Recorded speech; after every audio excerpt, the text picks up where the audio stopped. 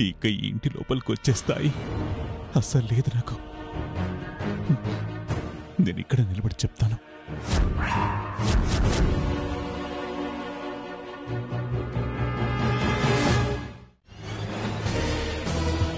రామరాజు గారు, 7 ఏళ్ల క్రితం నా కళ్ళు కామంతో మూసుకుపోయి నేను చెప్పింది అందరూ వినాల్సిందే అనే అహంకారం నరనరారా జీర్ణించుకుపోయి నాకు లొంగలేదన్న కక్షతో సీతగాన్ని కిడ్నాప్ చేశాను.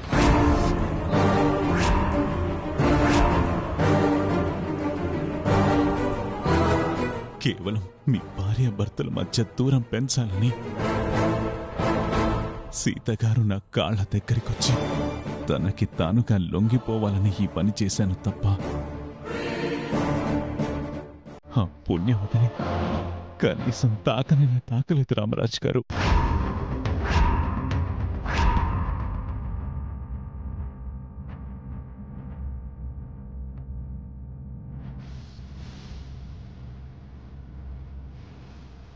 రెండు రోజులు మేం బంధించి ఉంచాక తనకు తానే పారిపోయొచ్చింది.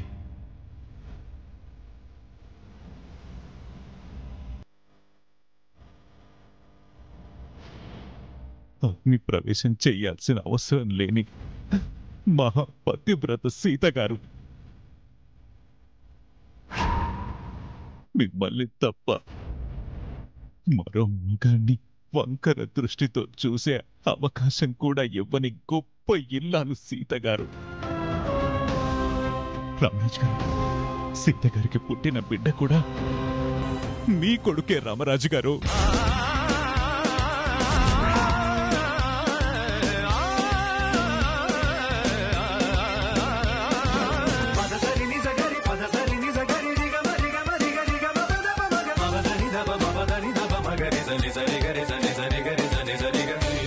ఇది మనస్ఫూర్తిగా దేవుడి మీద ప్రమాణం చేసి నేను చెప్పే నిజం. సీత గారు నిప్పు రామరాజు గారు.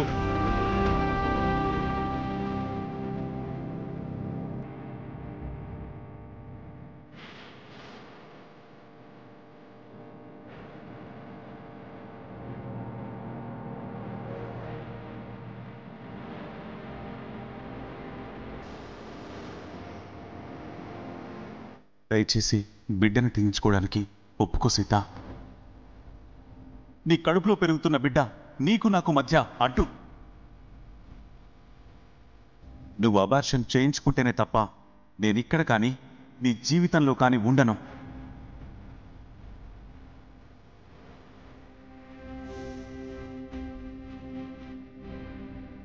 బావగారు, ఇప్పుడేం చేద్దాం అనుకుంటున్నారు? దైవ నిర్ణయం ఎలా ఉంటే అలాగే చేస్తాను.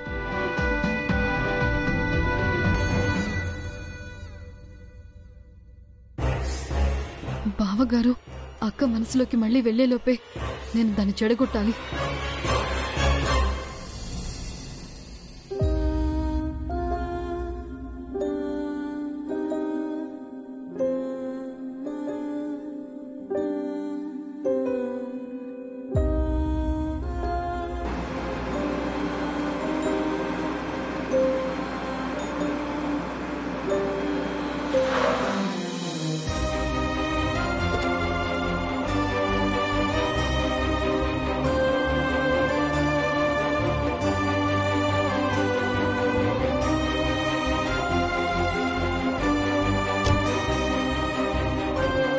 రామరాజు వస్తున్నాడేంటి? నాకు మాత్రం ఏం తెలుసు?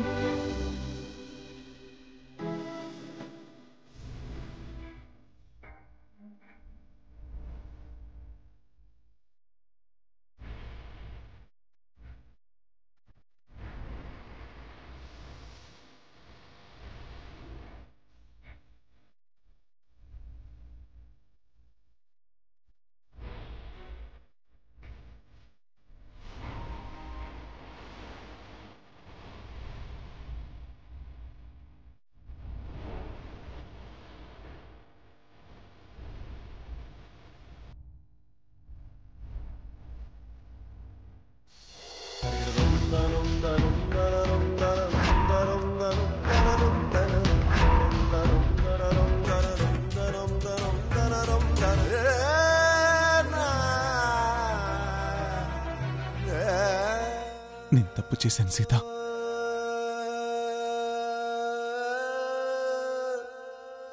తప్పు చేయడం మానవ నైజం. చేసిన తప్పు ఒప్పుకోకపోవడం ఇంకా పెద్ద తప్పని నమ్ముతాను నేను.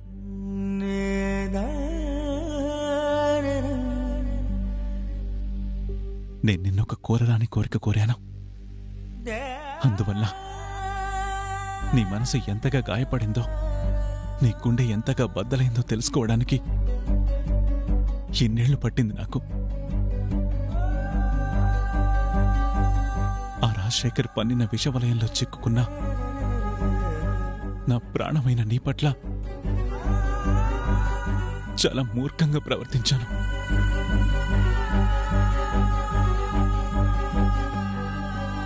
నా కమ్మిన పొరలు ఇప్పుడే వీడిపోయి నేనెంత పెద్ద తప్పు చేశానో తెలుసుకున్నాను. నువ్వు అడిగిన ఆ 2 అక్షరాల సారీ చెప్తున్నాను సీత. నన్ను క్షమించు.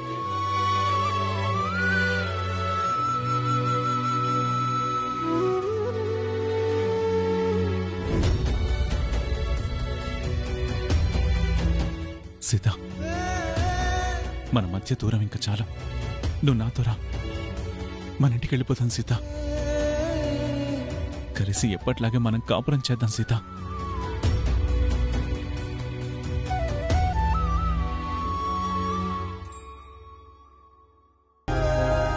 సీత, ఇప్పటికిప్పుడు నీ నిర్ణయం చెప్పమని నేను అడగను. నువ్వు ఆలోచించి కబుర్ చేయి. నేను వచ్చి నేను తీసుకెళ్తాను, సరేనా?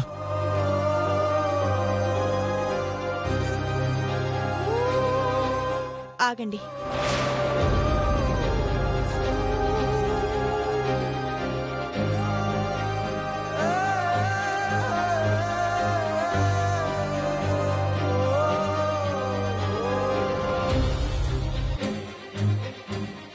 నేను మీ నుంచి ఎదురు చూసిన మార్పు మీలో వచ్చిందండి.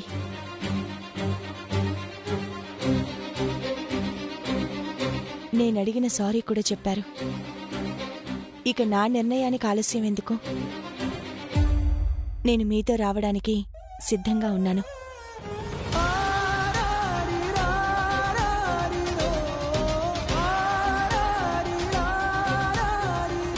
ఇప్పుడే నన్ను తీసుకెళ్ళండి.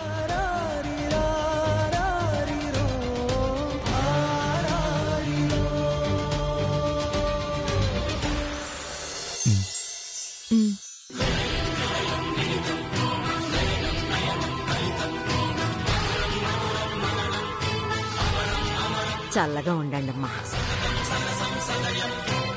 వెళ్ళొస్తాం బామ్మ. జాగ్రత్తమ్మా.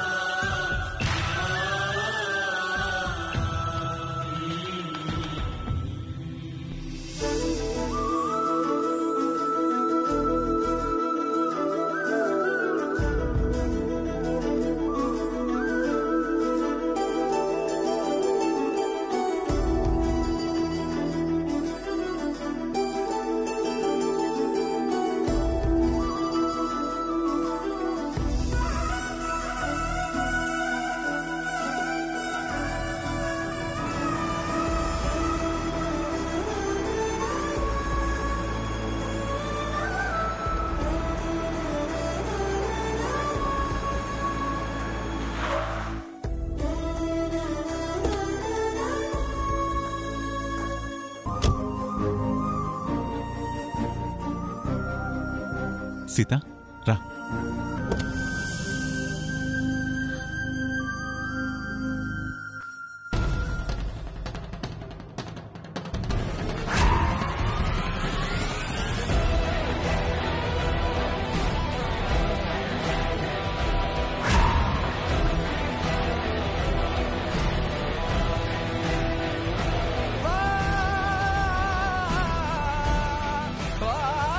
బాగున్నావా మారుతి? బాగున్నానమ్మా. పద. ఓర్ నాయనో, భార్యాభర్తలిద్దరూ కలిసి వస్తున్నారు. అదీ కాకుండా రాముగాడిని వెంట పెట్టుకుని వస్తున్నారంటే సీతక్క ఏ తప్పు చేయలేదు అన్న వాస్తవంతో పాటు వీడే కొడుకు అన్న నిజం కూడా తెలిసిపోయిందా?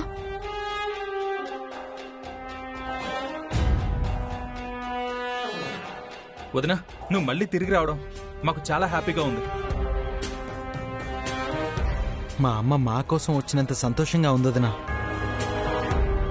దాక్షాయణి, నాకు మాత్రం మన మీద అధికారం చెలాయించే హిట్లర్ తిరిగొచ్చినట్టుగా ఉంది. ఇక నుంచి కూర్చో నిలబడు, అది చెయ్యి ఇది చెయ్యకు అని పెత్తనాలు చేసి చావగొడుతుంది. నీ బొంద సరస్వతి, నువ్వు అదే ఆలోచిస్తున్నావు. కానీ పక్కన రాముగాడొచ్చాడు. వీడే కొడుకు అని తెలిసిపోయి ఉంటే కనుక దూరం చేసింది మనిద్దరం అని కూడా తెలిసిపోతుంది. ఇప్పుడు మన మొగుళ్ళు మనిద్దరిని చెత్త కొడతారు. నేను దాని గురించి టెన్షన్ పడుతున్నాను. అక్క, మీతో పాటు రామ్కి కూడా కలిపే హారతిస్తున్నక్క.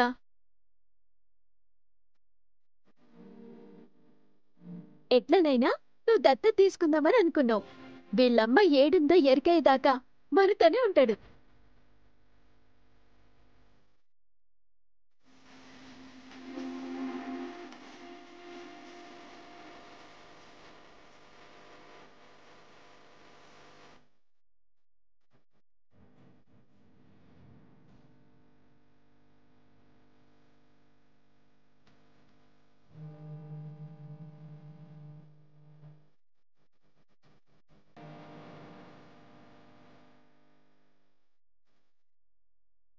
లోపలికి రండక్క.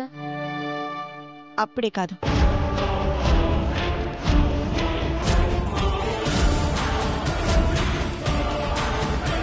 సీత, ఇంకేంటి? నేనే తప్పు చేయలేదన్న నిజం మీకు తెలిసింది. కానీ ఈ 7 ఏళ్లలో జరిగిన కొన్ని సంఘటనలకి ఇంకో ఇంటి దొంగున్నారు.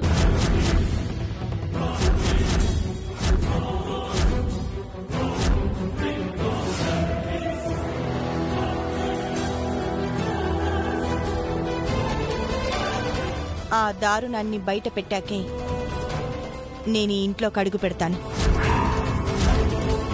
వదినా, ఎవరా ఇంటి దొంగ? నేను కాదు శంకర్, రాము చెప్తాడు. చెప్పు రాము. దాక్షాయణి ఆంటీ.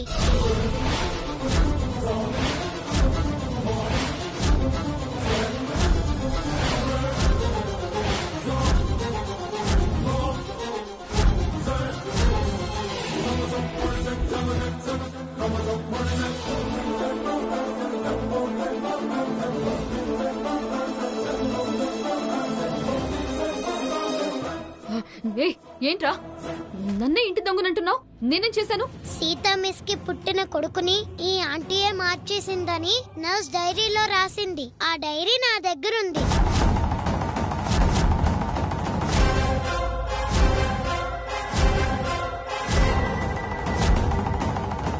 ఆ నర్స్ తో బతికున్న బాబు చచ్చిపోయాడని అబద్ధం చెప్పించింది.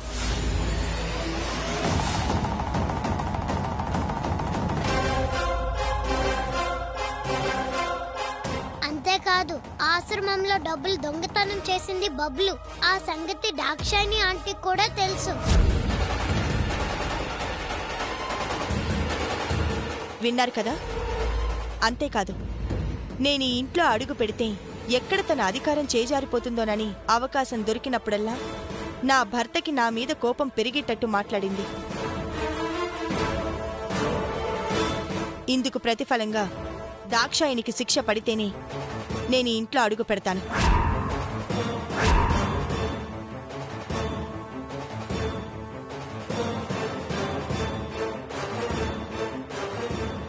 వదినా, ఇలాంటి దాన్ని ఇంటి నుంచి గెంటేయడమే శిక్ష. ఏమండి? వెళ్ళు.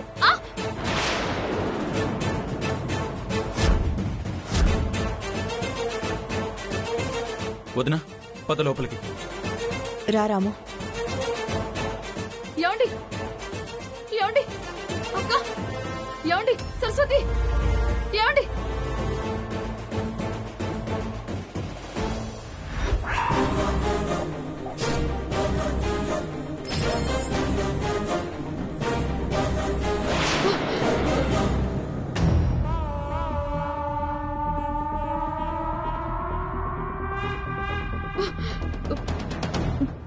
అమ్మో, బావగారు మనిషి రూపంలో అక్కకి దూరంగా ఉన్నారే తప్ప మనసులో నుంచి ఇప్పటికీ భార్యని పక్కన పెట్టలేదు. రాజశేఖర్ నిజం చెప్పేశాడు కాబట్టి అక్కకి క్షమాపణ చెప్పి కన్విన్స్ చేసి ఇంటికి తీసుకొచ్చేస్తారు. అది మాత్రం అసలు జరగడానికి వీల్లేదు. బావగారు వెళ్ళి అక్కని కలిసేలోపే ఈలోపు నేను వెళ్ళి 4 మాటలు ఎక్కించి అక్క ఇక్కడికి రాకుండా చూడాలి.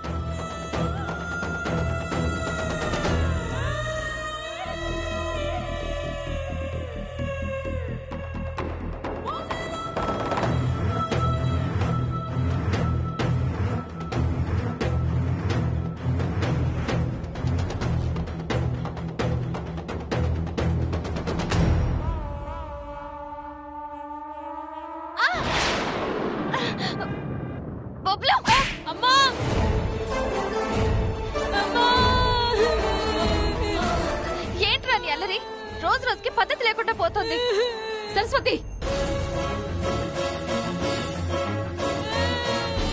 బబ్లు, అమ్మా పిన్ని చాలా గట్టిగా కొట్టిందమ్మా. చిన్న పిల్లాన్ని కొట్టడానికి నీకు చేతులు ఎలా వచ్చాయి సరస్వతి? వీడు అసలు చిన్న పిల్లాళ్ళ ప్రవర్తిస్తున్నాడా? రోజు రోజుకి వీడు అల్లరి శృతి మించిపోతోంది.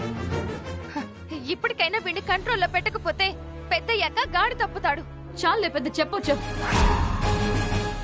ఈ మధ్య చీటికి మాటికి నా కొడుకు మీద చిరాకు పడ్డం, బబ్లు ఏం చేయకపోయినా ఏదో తప్పు చేశాడు అని చాడీలు చెప్పడం నీకు బాగా అలవాటైపోయింది. ఇప్పుడేమో చేయి చేసుకున్నావు. అసలు నా కొడుకుని కొట్టే హక్కు నీకు ఎవరిచ్చారు?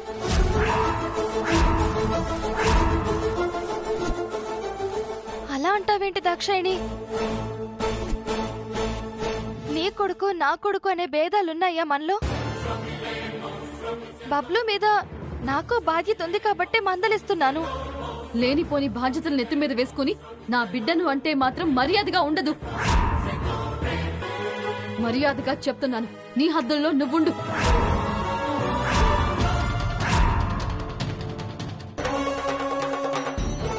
నా హద్దుల్లో నేనుండాలా? ఈ ఇంట్లో ఏం చేసినా మనిద్దరం కలిసే చేశాం. నువ్వు చేసిన ప్రతి పనికి నేను తోడున్నాను. కొన్ని సందర్భాల్లో నీదే తప్పు అని తెలిసి కూడా నీకు అండగా ఉండి సీతక్కని ఇంట్లో వాళ్ళని ఎదిరించాను. మనిద్దరం ఒక్కటే అన్న ఆలోచనతో బబ్లు విషయంలో చొరవ తీసుకుంటున్నాను. ఇప్పుడు నువ్విలా మాట్లాడడం, నన్నిలా వేరు చేయడం ఏమన్నా బాగుందా నీకు? అబ్బో, ఏదో నా మీద ప్రేముండి సపోర్ట్ చేసినట్టు మాట్లాడుతున్నావేంటి? అందులో నీ స్వార్థం కూడా ఉంది. అయినా నాకేదో తోడుగా ఉన్నానని నా కొడుకు జోలికొస్తే మాత్రం నేను ఊరుకునేదే లేదు.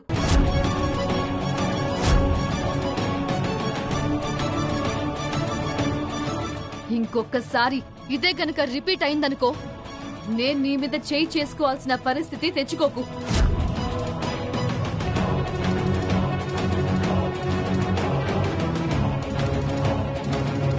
బబ్లు, నువ్వు లోపలికి వెళ్ళు నాన్న, నేను ఇప్పుడే వస్తాను.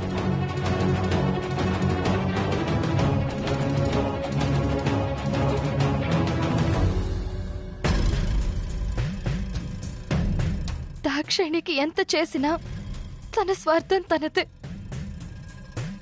నేను తన కొడుకుననే చనువు కూడా నాకు లేదా?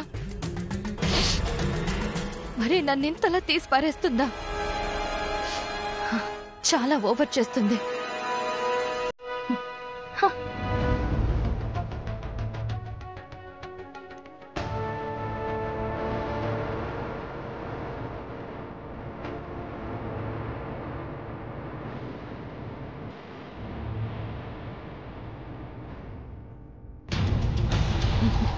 రా దాక్షాయిని, కూర్చో. నీకిష్టమనే జున్ను తీసుకొచ్చానక్క, తీసుకో.